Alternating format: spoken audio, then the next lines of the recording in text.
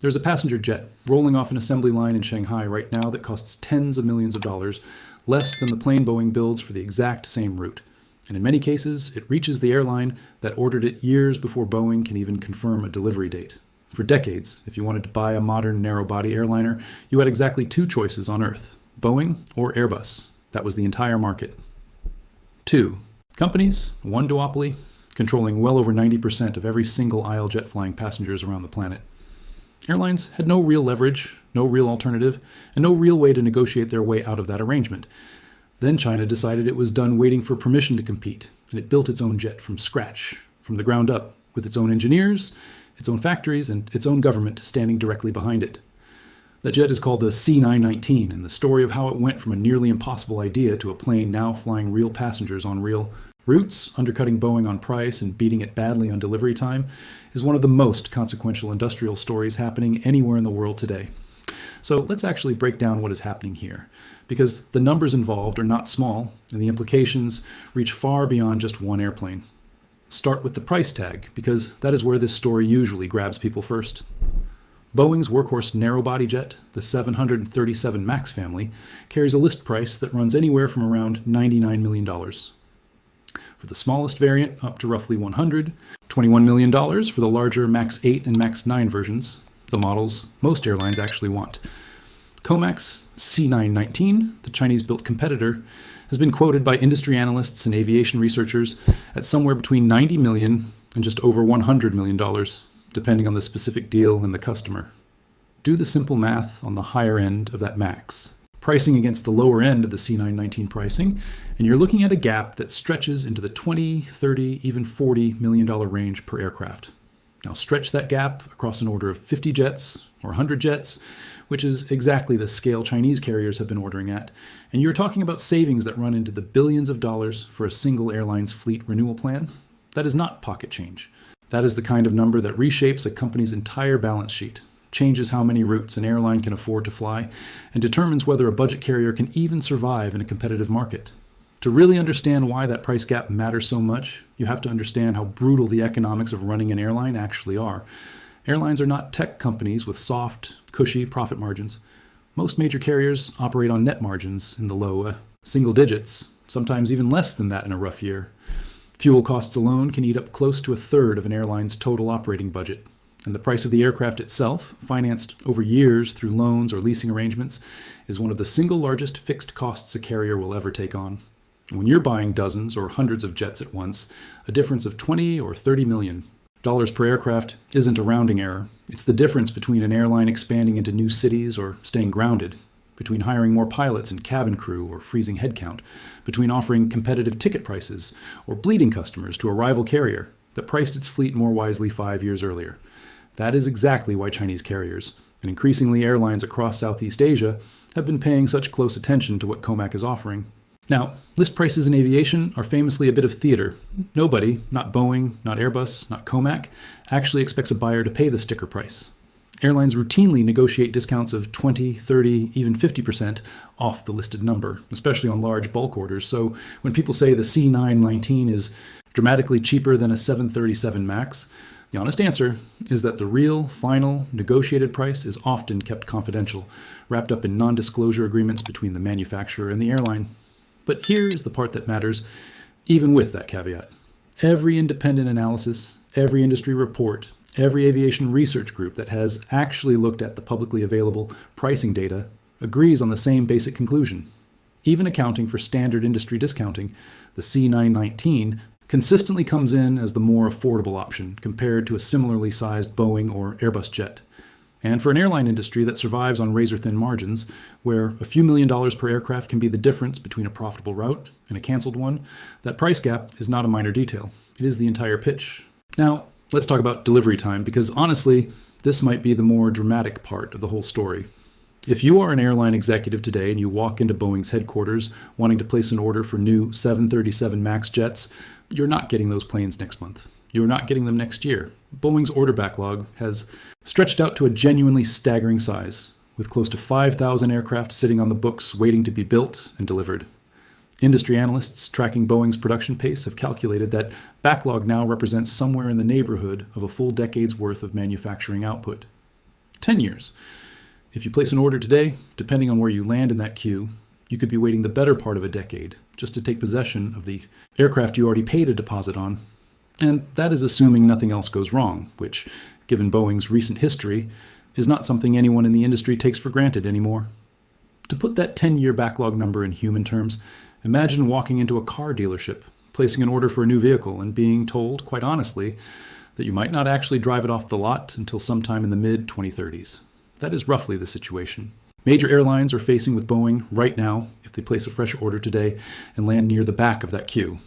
And it isn't just smaller regional carriers feeling that pain. Even Boeing's oldest, most loyal customers, airlines that have flown Boeing aircraft exclusively for generations, have been forced to publicly discuss contingency plans, extending the service life of aging jets, leasing used aircraft from the secondary market at inflated prices, or in some cases, quietly opening conversations with Airbus, and now COMAC, just to keep their fleets growing on any kind of predictable schedule.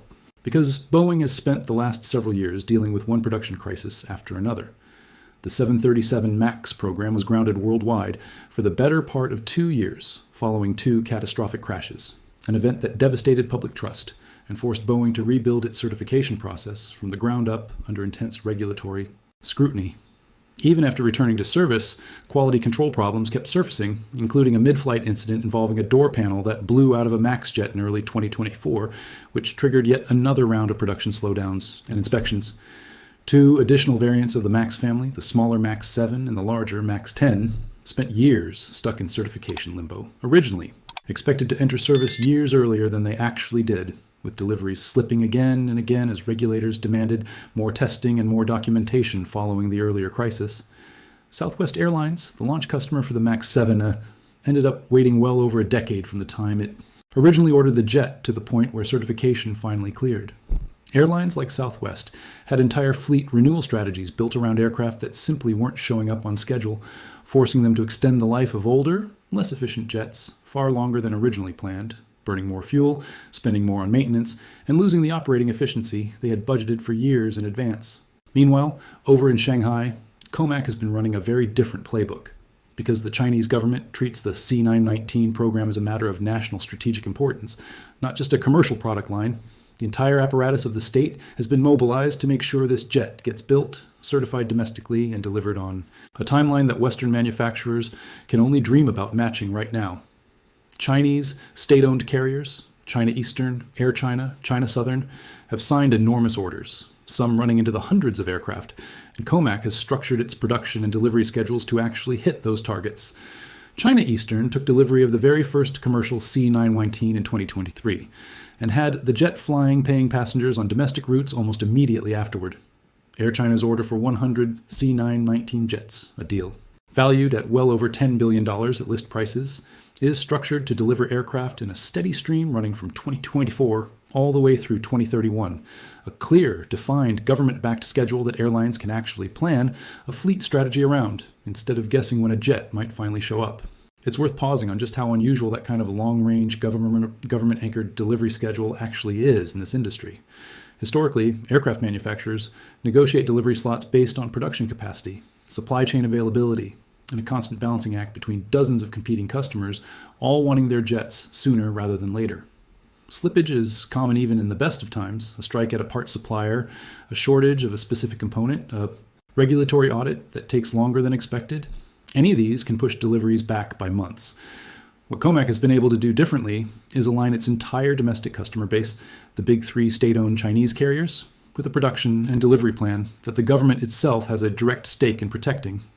When the state that owns your biggest customers is also the state funding your production lines and smoothing your regulatory path, the kind of disruptions that plague a purely market-driven manufacturer like Boeing simply don't hit COMAC's schedule the same way. That predictability is worth more than people realize. An airline doesn't just care about the sticker price of a plane, it cares about knowing, with real confidence, when that plane is going to arrive. Because every other part of the business, pilot training schedules, route planning, maintenance contracts, financing arrangements, gets built around that delivery date. When Boeing tells an airline a jet is coming in 18 months, and then that date slips by another year, and then another 6 months on top of that, the damage isn't just inconvenience. It's real financial pain, rippling through an airline's entire operation. COMAC, backed by a government with every incentive to make this program succeed on the world stage, has been able to offer something Boeing currently cannot: a level of delivery certainty that lets Chinese carriers actually build long-term plans around the C919 with confidence. Now, it is worth being honest about why COMAC can move this fast in the first place, because it isn't magic, and it isn't some secret technological breakthrough. A huge part of the answer is government backing on a scale no private aerospace company anywhere else in the world enjoys. Estimates on how much China has poured into the C919 program vary widely, but even conservative figures put the total investment somewhere around $8 to $9 billion. And when you factor in years of delays, redesigns, and expanded production capacity, some analysts believe the real number could be closer to $15 or even $20 billion once every cost is counted. That kind of sustained, patient, state-directed capital is not something Boeing, a publicly traded company answering to shareholders every single quarter, can easily replicate. China views the C919 as a matter of technological sovereignty, a way to stop depending on Western manufacturers for a piece of infrastructure as critical as commercial aviation. And it has been willing to absorb enormous losses for years in pursuit of that goal, something no purely commercial enterprise would tolerate from its own leadership. There's also the engine question, which surprises a lot of people when they first hear it. Despite being marketed as a fully homegrown Chinese aircraft, the C919 currently flies with engines built by CFM International, a joint venture between America's GE Aerospace and France's Safran, the exact same LEAP engine family that powers Boeing's own 737 MAX. So, in a strange twist, the plane China is using to compete against Boeing is, for now, partly powered by Western technology. China is actively developing its own domestically produced engine called the CJ1000A, intended to eventually replace the Western power plant and make the C919 a truly complete, independent, homegrown aircraft from nose to tail. That domestic engine program has faced its own share of technical delays, which tells you something important. Building a competitive modern jet engine may honestly be an even harder engineering problem than building the airframe around it. Until that engine is ready and proven, the C919's independence from Western supply chains remains only partial, a detail that rarely makes it into the headlines but matters enormously for understanding where this program actually stands. And that leads directly into the biggest obstacle standing between the C919 and true global success certification. Right now, the C919 is certified to fly by China's own aviation regulator, the Civil Aviation Administration of China. That certification lets it operate freely within China and gives Chinese carriers full legal clearance to fly it on domestic and many international routes. But the two regulatory bodies that actually control access to most of the world's aviation market, the United States Federal Aviation Administration and the European Union Aviation Safety Agency, have not yet granted the C919 full certification. Without approval from the FAA or ASA, the C919 cannot easily be sold to airlines in the United States, across most of Europe or in many other countries that require Western certification before allowing an aircraft into their airspace or onto their carriers' fleets. The single regulatory hurdle is arguably the biggest thing standing between COMAC and genuine global market share. A cheap, quickly delivered airplane means very little, if huge. Portions of the world's airlines are legally barred from buying it. COMAC has been actively pursuing these certifications, but the process is famously rigorous, requiring years of documentation, testing, and safety review. And there is no guaranteed timeline for when, or even if, full Western certification will actually arrive. That regulatory wall is exactly why, for now, the C919's real battlefield isn't London or New York, it's Southeast Asia, and other developing aviation markets where price sensitivity runs high and full. Western certification, while helpful, isn't always an absolute deal breaker for every carrier. Budget airlines across Southeast Asia, operating on famously thin margins in a fiercely price-competitive market, have been closely watching the C919 as a genuinely attractive option for expanding their fleets without taking on the kind of debt a comparable Boeing or Airbus order would require. Reports have detailed serious interest from carriers in countries like Indonesia, Vietnam, and Laos, along with broader interest across the region as COMAC pushes hard to establish the C919 as a viable alternative outside of China's own borders. Whether that interest converts into firm, signed orders depends heavily on COMAC solving three problems simultaneously: expanding a reliable maintenance and spare parts network outside China, proving the aircraft's real-world reliability over years of actual airline operation, and continuing to push for the international certifications that would open up the rest of the global market. There's another angle to the certification story that rarely gets enough attention, and that's the sheer size of China's own domestic aviation market, which is so enormous on its own that COMAC almost doesn't need Western approval to build a genuinely massive, sustainable business. China is projected to become the largest domestic air travel market on Earth within the next decade. driven by a growing middle class, expanding cities, and a government actively investing in new airports across the country. If COMAC captures even a modest slice of that domestic replacement and growth market, that alone represents thousands of aircraft over the coming decades. A customer base large enough to fund years of further development, refine the aircraft through real operational feedback, and slowly build the kind of long-term reliability track record that could eventually make Western regulators far more comfortable granting full certification. In other words, China doesn't necessarily need to win over London or New York in the next 5 years. It can afford to be patient, build scale at home first, and let global expansion follow once the aircraft has proven itself over millions of flight hours. It's also worth mentioning the safety conversation directly, because it comes up constantly whenever this topic is discussed online. As of now, the C919 has flown with 0 hull loss accidents and no major safety incidents since entering commercial service, a genuinely clean record so far. But it's important to add real context here rather than just repeating that talking point uncritically. The aircraft has only been in commercial service for a relatively short period of time, flying a comparatively small number of total flight hours next to jets like the 737 or A320 family, which have decades of accumulated data behind them involving millions of flights. A short track record without incidents is a genuinely good sign, but it isn't the same statistical proof of long-term reliability that comes from operating a fleet for 20 or 30 years across millions of cycles in every kind of weather and airport condition imaginable. Time, more than anything else, is what will ultimately answer the safety question with real confidence. And right now, the C919 simply hasn't had enough of it yet to draw sweeping conclusions either way. 30s, an extraordinarily aggressive target, but one backed by real orders already in the hundreds and real production lines already turning out aircraft. Even skeptics who doubt COMAC can realistically hit those numbers on that timeline generally agree on one thing. The era where Boeing and Airbus could simply assume there was no serious third option is already over. There's also a quieter, longer-term dimension to this story that goes beyond any single airline's balance sheet, and that's the question of technological sovereignty. Commercial aircraft manufacturing is one of the most complex industrial capabilities any nation can possess, involving advanced materials, science, precision manufacturing, avionics, aerodynamics, and an enormous web of specialized suppliers. For decades, China imported that capability entirely, buying jets from Boeing and Airbus and having no domestic alternative if either company ever chose, for political or commercial reasons, to restrict access. The C919 program exists specifically to close that vulnerability.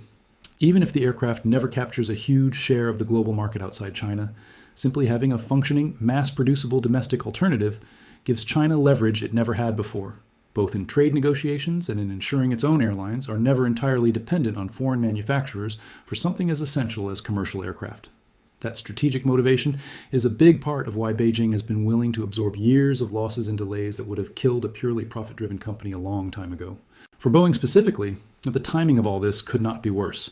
The company has spent years working to rebuild public trust and regulatory confidence following the MAX crisis, dealing with a door panel blowout that reignited safety concerns all over again, absorbing billions of dollars in charges tied to delayed programs like the 777X, and watching its delivery backlog balloon to a size that frustrates even its most loyal airline customers.